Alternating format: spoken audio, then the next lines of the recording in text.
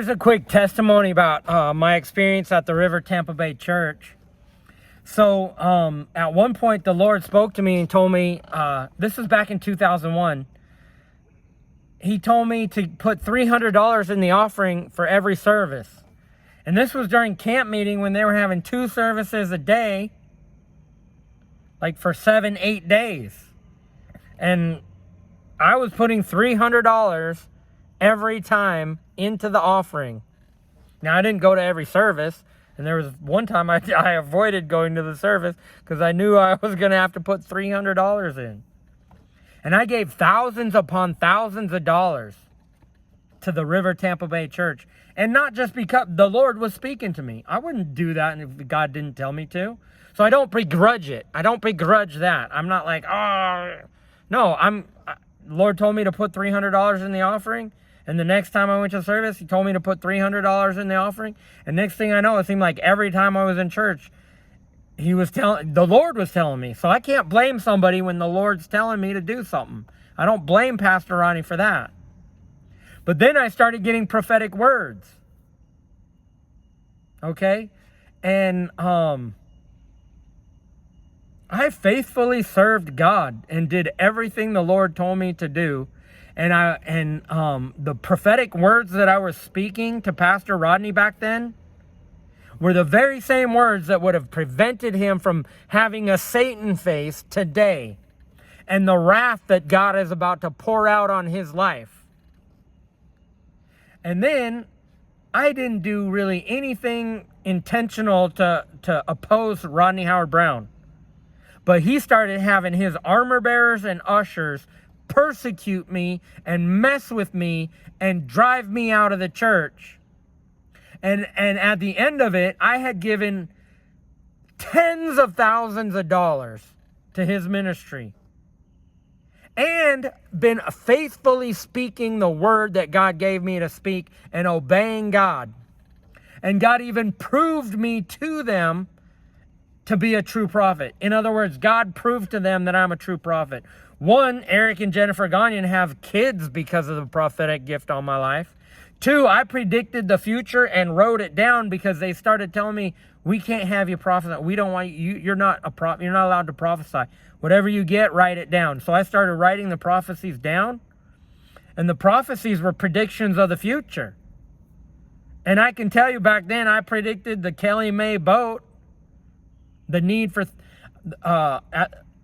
300,000 or 200,000. I can't remember the numbers. It was like very specific numbers. 200,000, 350,000, and then just short of 1 million. And then the 946,000.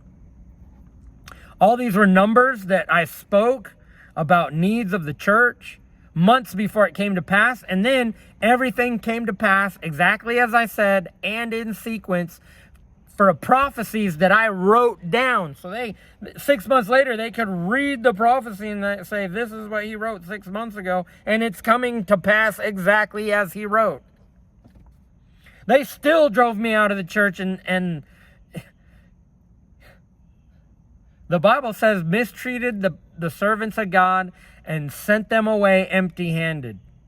So after giving thousands upon thousands, and demonstrating myself to be a true, genuine prophet of God, they still mistreated me and sent me away empty-handed. So yeah. And Pastor Ryan, it wasn't just me. When Eric Gagnon figures out that he's been bamboozled and witchcrafted and turned into Pastor Rodney's personal servant, when Timothy Eusta realizes that he was supposed to be one of the 100 evangelists, and instead Pastor Rodney used him as a personal cash cow. When Ryan Eusta realizes, wait a minute, I'm supposed to be anointed when I preach? There's supposed to be miracles happening when I preach? And I've been bamboozled by a witch? And then you got Brock and Holly who just left. Lucky for them, they got out the easy way. I just left, and I'm sure when they left, they were sent off empty-handed. Maybe somebody took up an offering for them, I don't know. But they probably got sick and tired of being under a witch and decided, we gotta leave, we can't stay here. They were probably tormented in their mind and probably experienced a Hosea 9:7, where it says the prophet is mad, and the prophet is so angry that he's behaving like a fool. The prophet is like, because of your many disobedience. You know?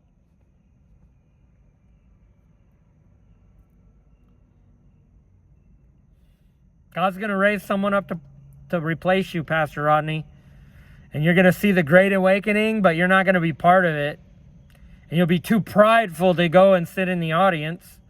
And if you did go to sit in the audience and think that you have something to say, the minister is going to say, no, you sit at my feet and learn from me. Sit at my feet, you little devil. And Pastor Rodney is a devil. The Lord told me. He said, Pastor Rodney doesn't have a devil. Pastor Rodney doesn't need to get delivered from a devil. He is a devil, just like Judas Iscariot, just like Jesus said. Jesus said to his 12 disciples, he said, yet one of you is a devil. He didn't say one of you has a devil. He didn't say one of you looks like the devil. Although if any of them did look like the devil, it was probably Judas. Kind of like Pastor Rodney. Kind of like James wrote, that a man who looks at himself in a mirror and sees a Satan face and then turns around and immediately forgets that he looks like Satan. That's you, Pastor.